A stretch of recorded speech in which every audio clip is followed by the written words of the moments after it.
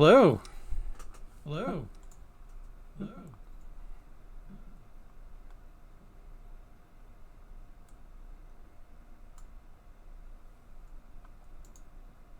How's everybody doing? How's everybody doing?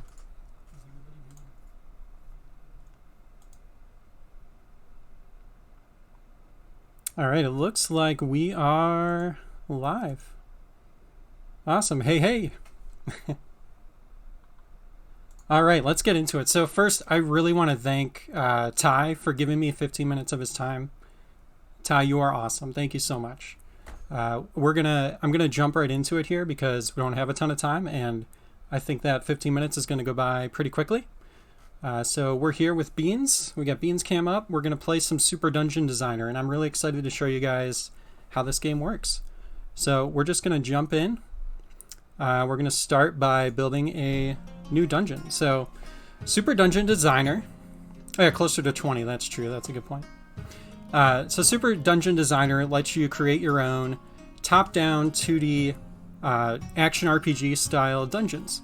So if you think of a game kind of like Mario Maker, but for action RPGs, that's kind of the goal here. So we're still somewhat early in development. We're trying to get things along, but we've made some significant improvements since last year. So I'm excited to show you guys where we're at. So when you start in build mode here, you're going to have a blank room, kind of a blank canvas to paint on. So first thing I usually recommend doing is adding some walls. So we've got our floor here. We're going to add a nice wall around this room. So now we've got our first room. We've got a wall. Let's throw our character down. So we're going to come over here to objects. We're going to select our character, put him right there. And we'll be nice to our character. Let's put we'll put a chest up here. We're going to put a sword inside of it. Now we're going to add another room up here. And I'm going to go ahead and change the size of this room. So we can resize this room to any size we want. We'll go about here for now. We can come back and fix it later if we want to. And we're going to paint over some floor tiles. And we have different kinds of floor tiles. So if we want some cracks, maybe some aesthetics there. Maybe we're going to put a door down here, so I'm going to put this tile here for that. And then let's put another wall up. And we can kind of make the room kind of a different shape here. Have some fun with it. Alright, that's looking pretty good. Now we're going to throw down another door here. And then it's going to tell us we got to place our second door. So I'm going to go ahead and do that. Auto tile action. So we'll put that right there. Alright, cool. So in this other room, a sword is no fun if you can't kill things with it, right? So let's put some enemies out here. And actually I'm going to put this treasure chest here. And I'm going to use the linking system to make it so that that treasure chest doesn't appear until this enemy is killed. And it's super easy. You just click on link, click on the enemy, and then click on the thing you want to link it to. Now when that enemy dies, that treasure chest is going to appear. And let's put maybe a key in the treasure chest. And then we'll make one more room here. Put up a wall. And then we're going to put a locked door. And then we're going to put an end level tile right here. Okay, so we've got a really basic, easy to play dungeon here. Let's check it out. I'm going to go ahead and hit play and see how it goes. Alright, so we're going to run up. We're going to open this chest. Alright, we got our sword. Awesome. Take some practice swings in here because we just started our adventure. Alright, let's go. Slime number 1. Not a huge threat. Oh, we still took damage though. Alright, we took him out, which caused the treasure chest to spawn. We're going to open that up. We've got our key. We're going to open our locked door. And we did it. We are Super Dungeon Designers. Alright, let's go back to build mode because we can do some more fun things here. Let's go ahead and we're going to erase this end level tile. And let's put down... Let's put some torches in here. That'll be fun. So I'm going to put up some wall torches first. Actually, we're going to do ones that aren't lit yet.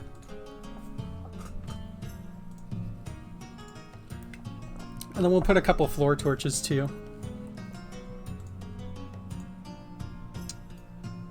And then, you know what? I want, when all 4 of those torches are lit, I want a enemy to appear. And then when the player defeats that enemy, I want a treasure chest to appear. So how am I going to do all that? Well, I'm going to go to Link. And you might have noticed these colors down here. So these colors are there for groups. So we can group things together so that they're triggered by a single link. And it sounds way more complicated than it is. All I need to do is click and pick a color. And then all the objects I want to add to that group, I'm going to click on. So I'm going to add all these torches. So now that tells the game that when all of these torches are lit, we're going to trigger whatever object I point it to. So I'm going to click Link again. I can click on any of these torches. I'm going to click on just this one here. And I'm going to click on this lizard. Now that means when all 4 of those torches are lit, when everything in red is triggered, then that lizard's going to spawn. Cool, right? Now if I hadn't put these group colors down, then just this torch would spawn that lizard. These other torches would not do anything. So now I'm going to link this lizard to the treasure chest. So the chest will appear when the lizard's defeated. And then let's put a bomb in the treasure chest so we could show you guys how bombs work.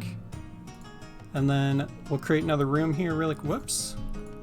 It's a good example of how to use the undo button. We'll create another room here. And in this room, you can only access it by bombing this wall. So we'll do that. And then we'll put a couple bombs in here too so I can show you guys the cracked blocks and how those work. Cool. Alright, we just did a bunch of stuff. So the only thing we still need is a way to light these torches, which would be a lantern. So what's a fun way to spawn a lantern? Why don't we put it in this bat up here? This bat's gonna drop a lantern for us. What a nice guy. And you know what? This room's too easy. Let's add some pits, maybe. A little bit of danger. Maybe some, put some poison floor up here. Okay. Cool. Let's hit play.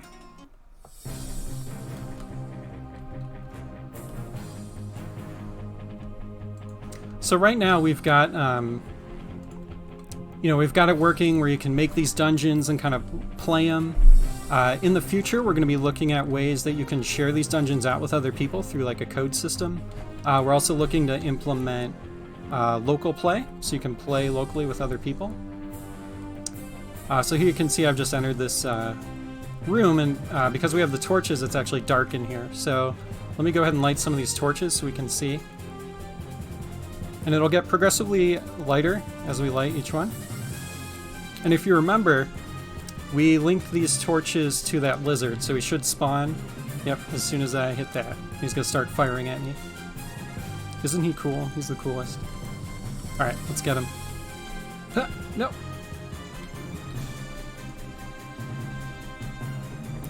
Alright, and that causes the chest to spawn, which drops a bomb.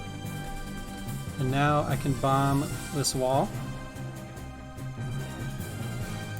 We're going to go up. I got a couple more bombs here, so I'm going to show you how these blocks can break too.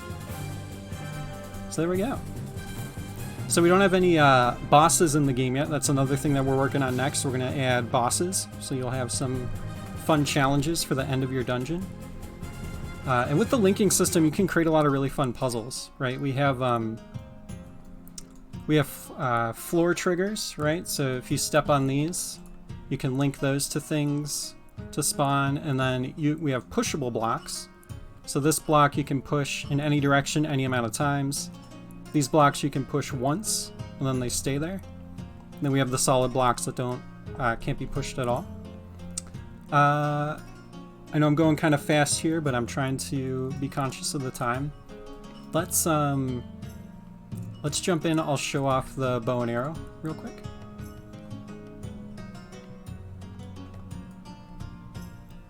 We'll put a pit here. And then let's put a wall or a door here. And we're gonna put some mean lizards over here. Actually, let's do this. This will be fun.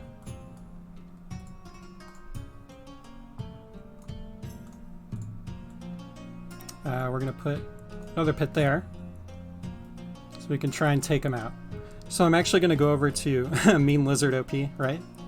I'm gonna go over here to my starting equipment, and I'm gonna set a bow as my starting equipment. So now I don't have to pick it up. My player's gonna automatically start with that. I can also adjust the health over here, so if I want the player to start with maybe 5 hearts, I could do that. Then we're gonna put some arrows down, give the player some ammo, maybe put some over here.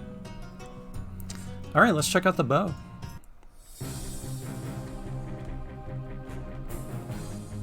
Oh no, they're stacking up. They were no match. Took them out. So the bow's fun, but what would be even cooler would be if there was something that could redirect my shots. So let's check that out. So this is the triangle block. And the triangle block will reflect arrows at a 90-degree angle, so you can trigger some cool stuff that's out of your reach. So maybe here I want to trigger... We'll show you how the orb switch works. So I'm going to put down this orb switch. Actually, we'll do the repeatable one. That'll be fun. And then we're going to put a door. We'll go down here, sure.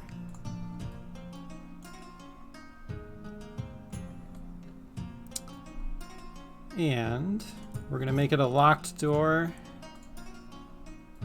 And then we're going to link this orb switch to the door. Now when I hit that switch, it's going to open the door, but it's repeatable. So if I hit it again, the door is going to close. And you can imagine some cool puzzles you could make around that. Like trying to hit different switches in different orders so you can get through a room and make some fun stuff. And once we have the local play-in, you'll be able to make some really cool multiplayer dungeons that way. So let's make it more fun than that. We'll put a few triangle blocks down.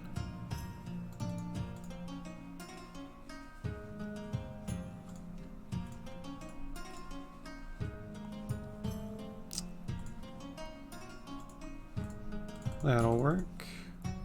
All right, we got about 5 minutes here. All right, that looks pretty good. Let's check that out.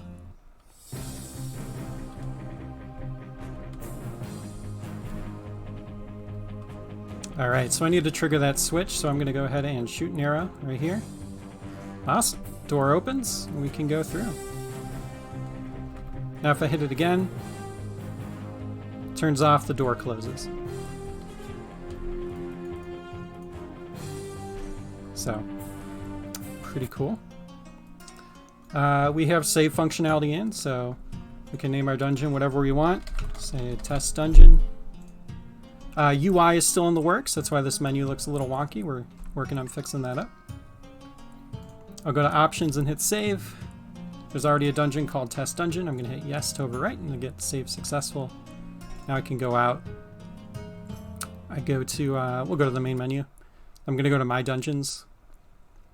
And then you can see the dungeon right here. I can hit play from here or edit. We'll go back to edit. So we're back in here. And right now these dungeons save to file, so you do have a way to kind of share your dungeons. We can share them, by just sharing those files out with other people. So we actually have a channel in our Discord, so if you guys want to join, we can share dungeons that way and kind of play the game together. I'm going to be streaming this game a lot more now that we've got it up on Steam, and so as we're making kind of new builds and new improvements, we'll be streaming the game, trying to really build a community around it so we can make changes that people want to see and kind of make the game that people want to play. So that's kind of the goal there. So yeah, join our Discord. There's some commands on the stream you can hit to get a link to that. Wishlisted on Steam, we've got it up there. We just put a new trailer out for GDEX. And we've still got some Steam codes if you want to try out the game yourself. Just hit ! Steam code. You can get a Steam code to play it for yourself. Let's see, what are some other fun things that I didn't show yet? Well, I still have 5 minutes here, 4 minutes. So we've got spikes, and spikes will damage the player if they run into them. So, you know, from any side. And we're actually working on one of the very next features is spikes will be able to be raised and lowered via triggering with the link system, and also like on a timer. So you can make some pretty fun rooms that way. What else?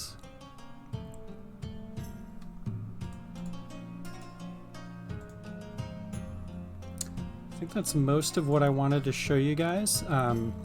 Right now we've got the 3 different enemies. So we have the slime, we have the bat, and we have the lizard. Hey Adam. And the bat takes 1 damage, so you can kill it pretty easily. The slime's set to 2, and then the lizard's got 3 HP. So we've got some rather basic enemies in there, but we're planning to, in our next phase here, add a lot more enemies, add more objects, start to get the game really just full of stuff, because we got this linking system in. We've kind of got the basics of the game like kind of laid out, so we're ready to start kind of pumping it full of more objects and interactions. And yeah, kind of the things that I talked about we'd be moving on to next is like the bosses. We're going to be looking at local play, multiplayer, which will be a ton of fun. If you've ever played Zelda 4 Swords back in the day, I mean, I love that game, so a lot of inspirations drawn from there. And then, you know, just really, you know, filling this game up with some more stuff. We don't have a solid release date yet. We're hoping that we can get it to a place where we can maybe do Steam Early Access late next year, but it's still kind of tentative. I don't want to say that for sure. We really don't want to release the game until it's solid and done. Like I said, the UI work is still kind of underway, so we're working on fixing that up.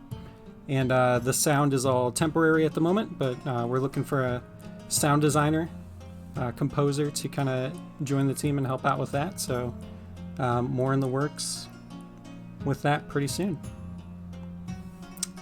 What else? I think that kind of takes us up to time. Oh yeah, let me show you guys how the poison works a little bit too. So the poison's pretty simple. You walk into it, you'll take damage. So you can actually make some fun, you know, survival type dungeons off of this. Like maybe you coat the entire floor with poison, and you give the player like 20 hearts. And in order to get to the end, you've really got to be strategic about where you go and how you solve your puzzles and whatnot. So yeah, but with that, I think I'm at time. So I will go ahead and stop streaming, but be on the lookout. Like I said, I'm normally a Mario Maker streamer, so if you like Mario Maker, join for that. But I will be also streaming this game a ton too. So if you want to follow, you can follow, and I'll be streaming here usually on the weekends. And please join the Discord. We'd love to chat with you guys and build some dungeons together. So thank you guys.